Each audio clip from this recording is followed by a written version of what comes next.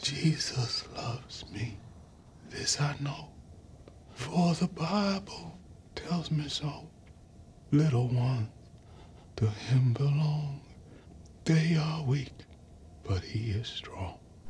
Well, the new film Come Sunday has one really good reason to recommend it, and that is the performance, a towering performance by its star Chiwetel Ejiofor, who's so good in so many movies, of course, Oscar nominated for 12 Years a Slave, and just an actor of great integrity. That's what he brings to this true life story of the Reverend Carlton Pearson going through a crisis of conscience in his life, religion, and work. This is all based on an episode of This American Life, which focused on heretics. It was called Heretics, and it told the story of Pearson, a preacher for the Higher Dimensions Church, actually the one who runs it in Tulsa, Oklahoma. This is one of those churches with a massive congregation, huge choirs, television. He is essentially a TV preacher. He's mentored and guided by Oral Roberts,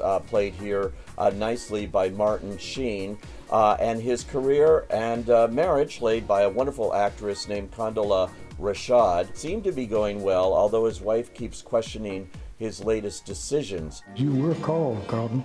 I still believe that. The world needs to get saved. Lift them up and say hallelujah. Say, I'm a soldier.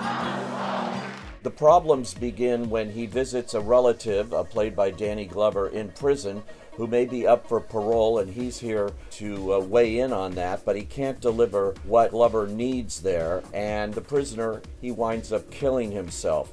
That is something that affects him deeply and affects his sermons, one in particular where he comes out and denies the fact that there is hell. He sees that what kind of God can allow this kind of stuff to go on in the world, and by definition, how can these people who are starving, who have no hope, suddenly be eligible possibly to go to hell, the concept of hell. So he says there is no hell, and that really changes things up for him, causes all sorts of problems in his pack of believers and advisors, as well as his business associate who runs his church, played by Jason Segel. They split over this. This whole thing threatens his marriage and his life in general. Ejiofor really shows us, especially through his eyes, the crisis of conscience that he's going through in this film. And the fact that it is all true does make it somewhat powerful. However, I have to say that the movie itself, directed by Joshua Marston and written by Marcus Hinchley, is rather lifeless, and it sort of meanders along. It doesn't have the power it should, considering the story.